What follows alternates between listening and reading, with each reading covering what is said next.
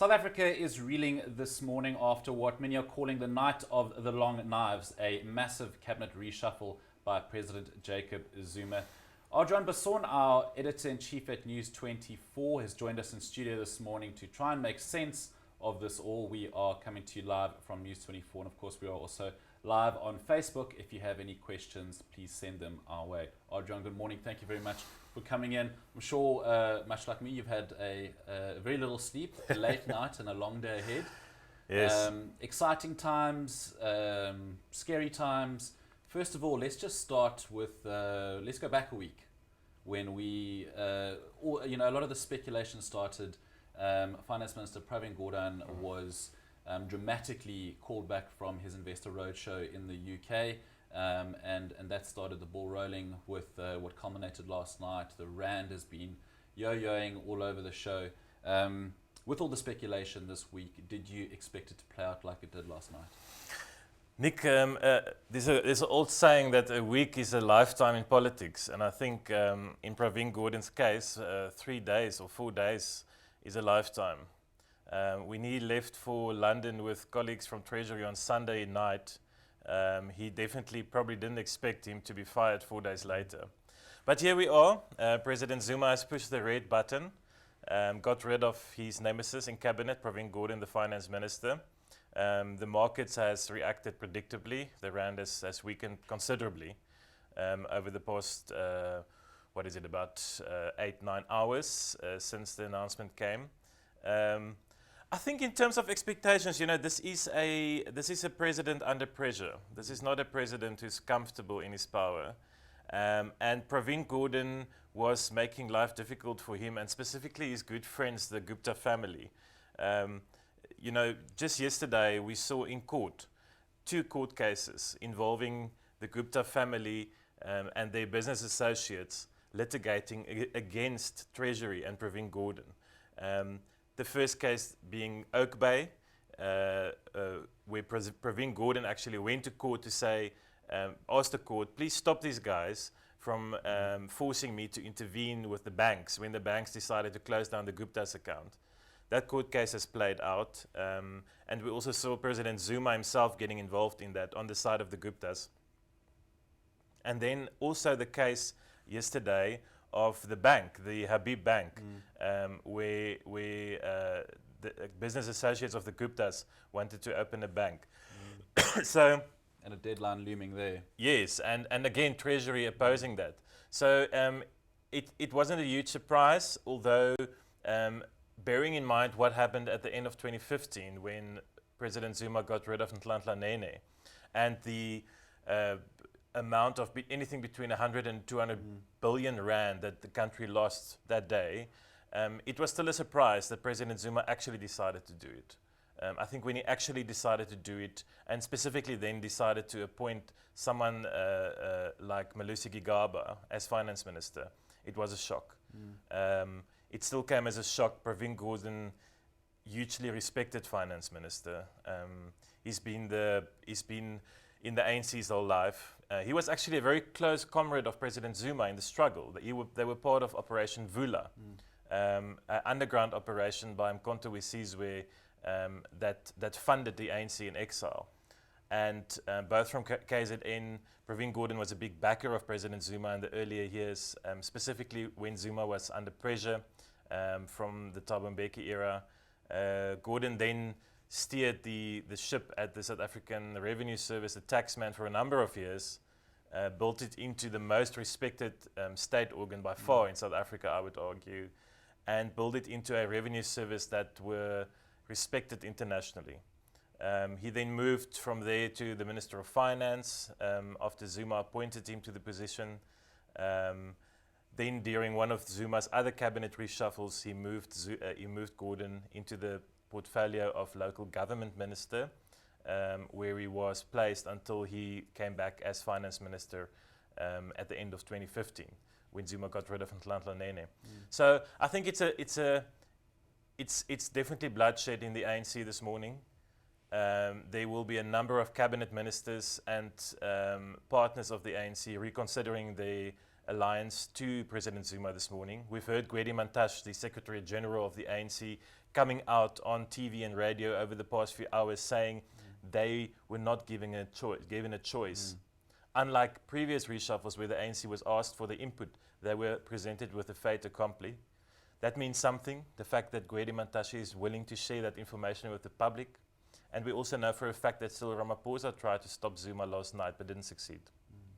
Well, we can get onto that a bit later, the sort of factions that are now sort of taking place within the ANC and the tension that potentially it could have caused. But how significant is Gordhan's replacement, Malusi Kagame? And tell us a bit about his previous portfolios. I mean, we know how involved he has been with the Department of Home Affairs and controversial he's been there. What is his background and sort of fortitude for a role in the Treasury? This was almost a classic Zuma move because, again, you know, President Zuma's got this way of letting us all think something and focus on something or some individuals, and then he comes with a complete left field appointment. So we were all speculating for the past few weeks that Brian Molefe, the former CEO of Eskom, would possibly become the finance minister. Hugely troubled individual with lots of clouds hanging over his head after Thuli Madonsela's investigation into state capture. We know that Brian Molefe is also aligned and friendly to the Gupta family, and that's why there was concerns about him. Another name that came up very frequently was that of Sifiso Buthelezi, who is a ANC MP, former advisor actually of Zuma's in KZN, and also a former chair of PRASA, the troubled train agency. Those were the two names that we heard a lot, you know, when we spoke about a possible replacement for Pravin Gordhan. Not once did the name of Malusi Kagame came up. I find it very interesting. Malusi Kagame is a cabinet veteran almost. He's part of a newer generation of younger politicians who came from the ANC Youth League post-liberation. He was the ANC Youth League president, of course, before Fikile Mbalula, Minister of Home Affairs, Deputy Minister of Home Affairs. He's just been in cabinet for a long time. He's been there for many years in different portfolios. I think he's not seen as a heavyweight. He's not viewed in the same light as people like Naledi Pandor, people like Aaron Motsoaledi, the Minister of Health, people like Jeff Radebe, the Minister of in the presidency, who's really been in politics for a long time. Malusi Kagame is also viewed as very close to President Zuma. We know that he had defended Zuma for a long time. That he has aligned himself with that faction. At some stage there was an investigation into Kagame. I remember 2 years ago, I think the Mail and Guardian, it was reported that Kagame allegedly had a foreign bank account in Dubai, which they then asked questions about the proximity to the Gupta family. Kagame has always denied this strenuously, and there hasn't come anything of it. So there's nothing solidly at this stage to say Kagame is in the pockets of the Gupta family. A lot of politicians this morning, as they would, opposition politicians are saying this is a Gupta appointment. We're going to have to see. We're going to have to see what he does. What we're going to have to look for, Nick, is what does Malusi Kagame do today when he goes to Treasury on his first day on the job? What does he do? Does he fire anyone? Does he fire the DG, Lungisa Fuzile, who's been there for many years? Does he fire any senior people who were loyal to Pravin Gordhan? Does he withdraw court applications like the application against the Habib Bank that's linked to the Guptas being registered? Does he change the instructions to the attorneys in the Oak Bay matter? Those are the kind of things that we're going to have to look for. Because whether he meet with the Guptas or not, we won't know that unless we're very lucky or someone gives us the information. It's actually going to be what does he do? And we're going to have to be on the lookout for that. Malusi Kagame is also an interesting appointment for me in the sense that he and Fikile Mbalula, who's now the Minister of Police, are both former ANC Youth League presidents. Of course, there's another former ANC Youth League president who's a very prominent politician, Julius Malema. So I also read into this cabinet reshuffle a move by President Zuma to maybe promote and push the youngsters on his side up in the ANC, up in the country, into more prominent positions to counter the EFF, because I really think the ANC is concerned about Malema and the EFF. John, a lot of speculation that Nkosazana Dlamini Zuma was going to get a cabinet position, and this, of course, didn't happen. What did you make of that? That was a shock. I think we all expected her to be appointed, especially in light of the fact, Nick, that today, I think today is the last day that she will have her privileges and protection by the Department of International Cooperation because of her role at the Africa Union. So from tomorrow, Nkosazana Dlamini has no VIP bodyguards, no chauffeur-driven cars, no state funding. And I think that is going to be very interesting. We're going to have to see what he does. I was surprised by that. I thought that she was also in the running for the Minister of Finance. That was a rumor we heard at some stage. We also heard that the President Zuma may move her into other portfolios. There's a lot of rumors out there, okay, a lot of speculation. The one part of speculation that I've heard a lot now is that she may be standing by in the wings for a possible exit by Cyril Ramaphosa as Deputy President. So that is a conspiracy or a rumor or a speculation that sounds plausible, because if indeed this mass cabinet exodus happens today or in the next few days, as has been speculated, people by the likes of Cyril Ramaphosa, Bladen Zimandi, the SACP came out yesterday strongly in support of Pravin Gordhan. Yeah. Would they stand by? Can they live with this? Can they continue working with a president who fires the finance minister who seemingly did nothing wrong overnight? So those kind of things, I think, will give us answers in the next few days. Why people like Nkosazana Dlamini Zuma were not included in cabinet. And why Zuma strangely saved the SACP members of cabinet last minute. Because early last night, when we saw the first list coming out of Pretoria, they actually had the names of Bladen Zimandi, the names of Rob Davies, the Minister of Trade and Industry, the name of Ibrahim Patel, the name of the Minister of Economic Development, on them. And we all thought this is going to be a SACP bloodbath as well. The communists were going to be kicked out of cabinet. Zuma then saved them. This was very tactical. This is a typical Zuma move again. Was there a deal made with them in the background? Or did Zuma realize he cannot actually kick out so many allies at once, because that will just immensely weaken him? So just to come back to your question about Nkosazana Dlamini Zuma, she's possibly still the strongest candidate for Zuma and his camp going into the ANC elective conference in December. Maybe he doesn't want to taint her with this brush, with the Gordhan brush, if I can put it like that. Everybody will remember this moment as the day that Jacob Zuma kicked out Pravin Gordhan. And maybe Zuma didn't want to taint Nkosazana Dlamini Zuma with this moment. He might still bring her at a later stage. So, Adrian, in total then 5 ministers and 6 deputies that got the chop. Let's just talk about some of those, some real stalwarts in the ministry, like Derek Hanekom. Of course, we've touched on the finance minister. Derek Hanekom wasn't a surprise, Nick. He was always going to get fired. Derek Hanekom was the guy who stood up in November last year at the ANC's NEC meeting and said, let's recall Jacob Zuma as president of the country. I'm told that Derek Hanekom, since that day, expected to be booted. And in fact, last night on Twitter, Derek Hanekom, the former Minister of Tourism, tweeted that he only heard about his acting in the media. So President Zuma didn't even give him the courtesy of phoning him to fire him. So he also didn't waste time in changing his bio to former, yeah, did you see that? Minister, yeah. So No, Derek Hanekom is not a surprise. Also, did you see his role at the Ahmed Kathrada Memorial? That was really interesting. Derek Hanekom was the MC on Wednesday, right, at the memorial service for Ahmed Kathrada, who passed away on Tuesday morning. And I think that's what made this week also so powerful, was the symbolism of what happened at that memorial service. But Derek Hanekom was the MC. He was the guy, and I'm sure he would have had a hand in deciding who would speak at the funeral. And it was very strategic, the fact that Kgalema Motlanthe was the main speaker. And I can just imagine that did not help his career in cabinet with President Zuma. The fact that he was on stage there making all these calls, really running the show to which Zuma wasn't invited. But yes, Derek Hanekom was axed. He was replaced by Thokozile Kasa, who was his deputy for a long time. So that's not a big surprise that she becomes the Minister of Tourism.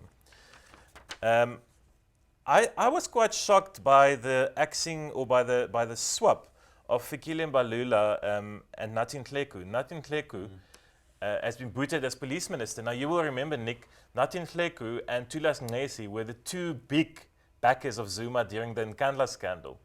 If we think back of all those press conferences at Parliament, the one that Nhleko was sweating, trying to explain why a swimming pool is a fire pool.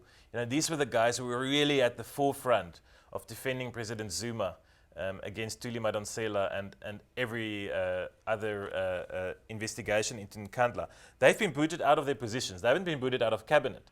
But Thuli now has to go to the sport portfolio, which Fikile Mbalula really enjoyed. I mean, we all saw his trips to go watch Floyd Mayweather and Real Madrid play football. But he's definitely in a more senior position now, Minister of Police. Now, this is surprising because I thought that Nathi Nhleko was trusted by President Zuma with this portfolio. Obviously, President Zuma doesn't like instability. We know that Nathi Nhleko has been fighting with Robert McBride for a long time, the head of IPID. We know that there is instability in the police service. We know that the Hawks are under a lot of fire over their investigations into Pravin Gordhan, the botched investigation last year that didn't work out in court. Maybe Nhleko is being punished for that by Zuma. Nhleko is now the Minister of Public Works, previously occupied by Minister Thulas Ngesi, who's now the Minister of Sport. But the clear winner here is Fikile Mbalula. Yeah. You'll remember he was the Deputy Minister of Police a few years ago, before he became Minister of Sport. There's that photo that did the rounds last night on social media of him in police clothing. And I see he just tweeted a while ago that he's going off Twitter for a while. So we're going to have to see if that indeed happens. But that's a very powerful portfolio, Minister of Police. That's that you have control over the Hawks, you have control over crime intelligence. Fikile Mbalula will be the pointsman if Zuma wants to meddle in the police. We know, and I would argue that the destruction of the criminal justice sector under Zuma is one of his crucial legacies, seemingly with the destruction of National Treasury as is ongoing today. What is Fikile Mbalula going to do in this position? What does Zuma want him to do? Very senior. I know he's obviously very controversial on social media and some of the public statements he makes, but it doesn't necessarily mean that hasn't been good at his portfolio and won't be efficient in the Minister of Police. Yes, look, he's razzmatazz. He's a fun guy. He likes the fun. He likes the celebrities. The sports awards. He wanted to bring Beyonce out. Did he bring her out in the end? I can't remember. You're asking the wrong guy. That's not my beat. I think it was his dream to bring out Beyonce to the SA Sports Awards. Yeah. But he cannot act like that in this position as police minister. He cannot be on Twitter tweeting, the Hawks will be investigating Minister X or Y. So he will have to change his social media behavior, definitely. But he is a rising star in the ANC, and he's definitely, this is again, I think, part of Zuma's ploy to counter the EFF, to counter Julius Malema, Floyd Shivambu, the former ANC Youth League guys, by promoting someone like Fikile Mbalula into a very senior ministry of police. It will keep him in the media for a long time, which he clearly enjoys. And then, Nick, the other two casualties of last night's Night of the Long Knives was Tina Joemat-Pettersson as Minister of Energy. What has she done wrong? This is all speculation, but this probably has something to do with nuclear, I would guess. We know that Tina Joemat-Pettersson was initially charged with driving the nuclear procurement process for the government.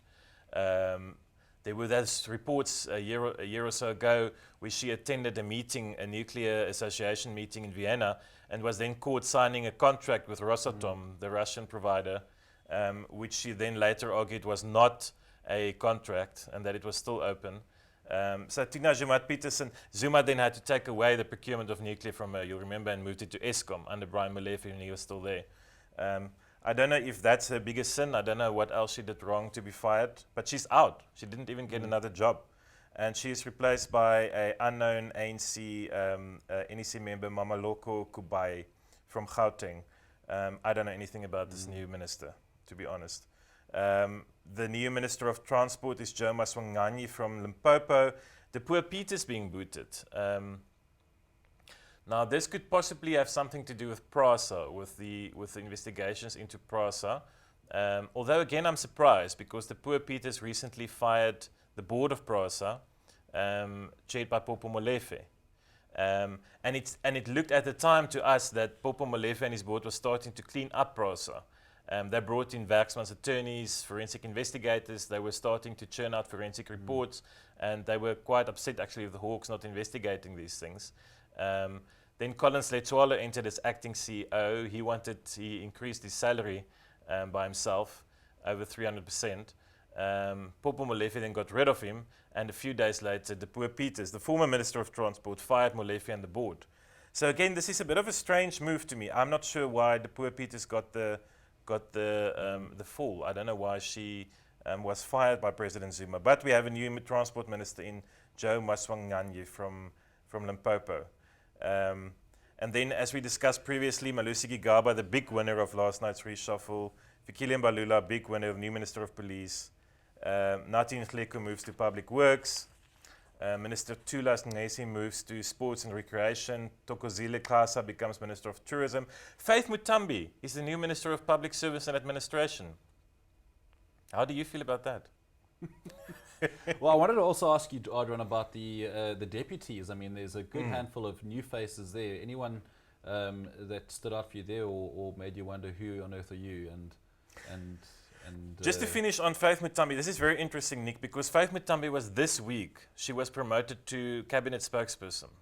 Zuma replaced Jeff Radebe, the minister in the presidency, with Faith Mutambi as Minister of Communications. A few days later, Zuma moves Faith Mutambi out of communications into public service and administration and replaces her with Ayanda Dlodlo, the former Deputy Minister of Public Service and Administration. Now, this is interesting. It tells me that something happened, that Zuma lost faith in Faith. Because if Zuma had just moved Faith Mutambi to become cabinet spokesperson, why move her into another portfolio a few days later? I feel a bit sorry for her. She has to deal with the civil servants' low negotiations. She has to deal with the unions. This is not a nice portfolio. This is a difficult one. Ngako Ramaglodi got the sack. He was in that job. He was fired. We know that he wasn't a fan of Jacob Zuma. So this is very interesting. Ayanda Dlodlo being promoted to cabinet. A lot of people in the ANC would say high time. She's been a staunch ANC member for many years. She's been a deputy minister in a number of portfolios. So she becomes Minister of Communications. With the deputy minister, Sifiso Buthelezi, that we spoke about earlier, is now the Deputy Minister of Finance. So that's going to be interesting. Very close to Zuma, big loyalist from KZN, former chairperson of PRASA. Then Ben Martins, a former Minister of Transport, is being brought back as Deputy Minister of Public Enterprises. Now this is also very surprising. I didn't see this coming. Ben Martins was out in the cold. He was actually fired by Zuma during one of his cabinet reshuffles a number of years ago. And other deputy ministers being moved around, some musical chairs being played there by Zuma. But I think, in summary, and maybe to close off for now, Nick, this firing of Pravin Gordhan and Kibisi Jonas was the big story of this cabinet reshuffle. With all respect to the other people involved, the rest are bells and whistles. The changes, the promotions, the firing of some minor ministers or deputy ministers who weren't really in the limelight were all brought in, I think, by Zuma to couch this in a bigger cabinet reshuffle story, and not only as firing Pravin Gordhan, but this is what this cabinet reshuffle will be remembered for. The axing of Pravin Gordhan is why the markets are dropping this morning.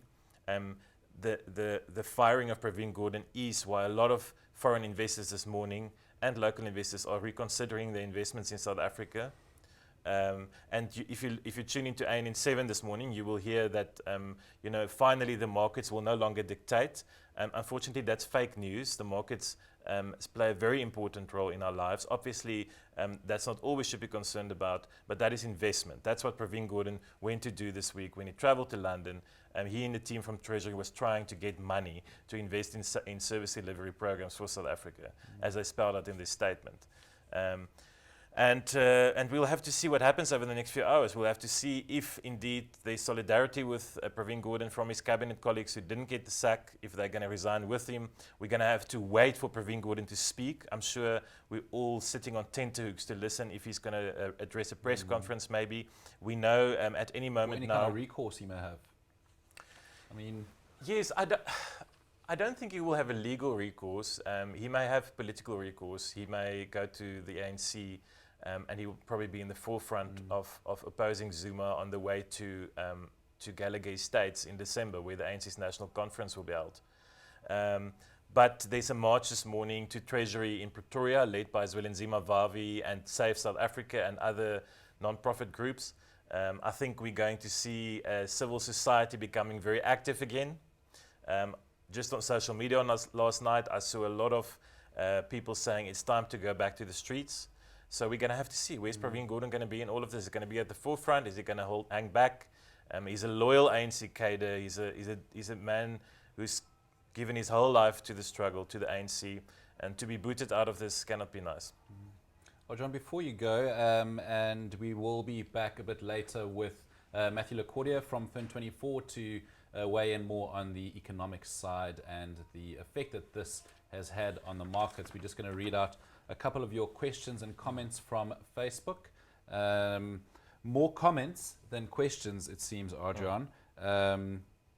We have Tanya Wagner saying Zuma is causing himself to fall, actually. So that's also been a common comment on social media in the last sort of 12, 24 hours, is that he's actually falling on his own sword.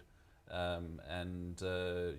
mentioned earlier about the fractions within the ANC, and this is actually the beginning of the end for him. What do you think?